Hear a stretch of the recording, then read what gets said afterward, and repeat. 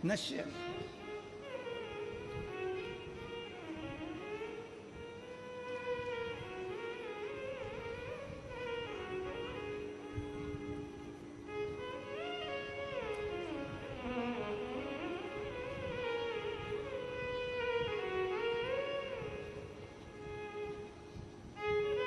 कितना कितना लिखा है वो जरा। उत्तर यहाँ पर छत्तीसगढ़ पुलिस ने बैनरों में लिखा है कि सर्वर क्राइम हो रहा है। एक ऐसा क्राइम हो गया आजकल मोबाइल पर कि मोबाइल पर आपके पास में फ़ोन लगाकर कहेंगे हम इंस्पेक्टर बोल रहे हैं राजनांदगांव के, पहले तुम्हारा पूरा परिवार का डिटेल निकाल लेंगे, पूरे परिवार का डिटेल निकालेंगे। तुम्हारे इतने बच्चे हैं, बच्चा वहाँ नौकरी करता है, बेटी वहाँ करती है, पत्नी ऐसा करती है, पति ऐसा करता है, 4 महीने पहले ऐसा हुआ, 6 महीने पहले ऐसा हुआ, 8 साल पहले ऐसा हुआ, 15 साल, पूरी डिटेल निकालेंगे सर्वर क्राइम वाले। और पूरी डिटेल निकालने के बाद फिर आपके पास फोन लगाएंगे, तुम्हारी ये एक तुमने ये काम बेकार कर दिया था, तुम इस काम में उलझ गए हो, तुम्हारा इतना इतना ये काम हो गया, तुम्हारे ऊपर छापा डलेगा, ऐसा होगा वैसा होगा, इतना डरा देंगे। फिर आखिरी में वो कहेगा कि एक काम करो, 5 लाख रुपए हमारे खाते में डलवाओ, हम ये पूरा केस निपटा देते हैं, ये हमारे ऑनलाइन जमा करो, तुम्हारा अकाउंट नंबर बताओ, उससे हम काट लेते हैं, ये कर लेंगे वो कर लेंगे। ये सब समझा रहे हैं। ये पुलिस प्रशासन आपको समझाने का काम करती है कि डरना नहीं है, भय नहीं खाना है।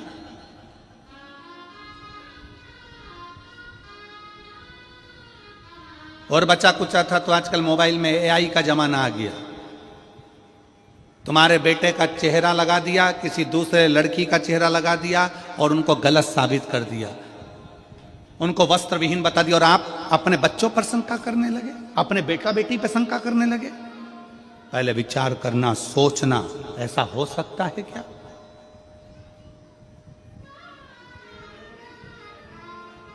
थोड़ा बचिए। सावधान इंडिया, सावधान भारत, सावधानी की बहुत जरूरत है, बहुत जरूरत।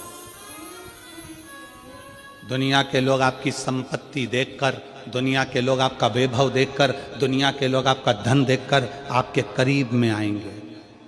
दुनिया के लोग आपका धन देखकर करीब में आते हैं, पर गुरु कभी आपका धन देखकर करीब में नहीं आएगा। गुरु हमेशा ये सोचेगा बड़ा दुखी है, बड़ा कष्ट में है, 5 मिनट इससे बात कर कर इसके दुख का हरण कर लूं, इसको शिव की भक्ति में लगा दूं। वो गुरु होगा जो संताप को हर ले, तुम्हारे भीतर के संताप को जो हरेगा।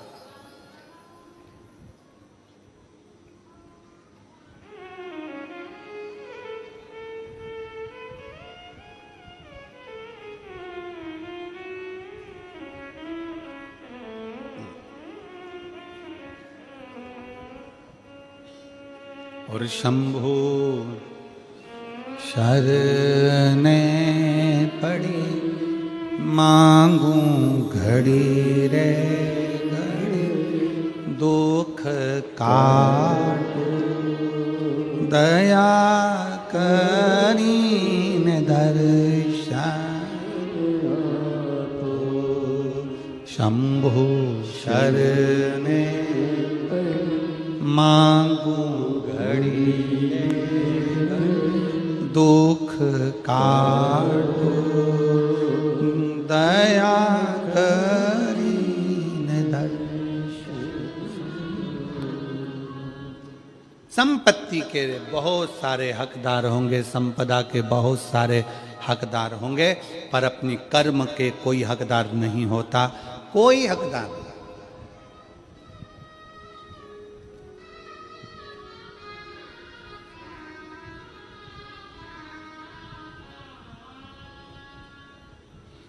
बड़ा पाओ, खूब खाओ, मना नहीं है,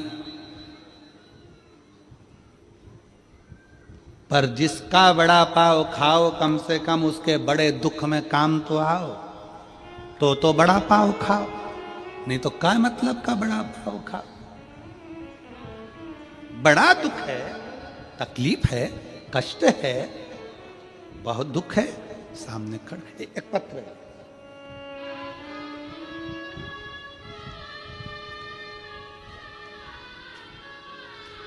मेरा नाम सुगंधी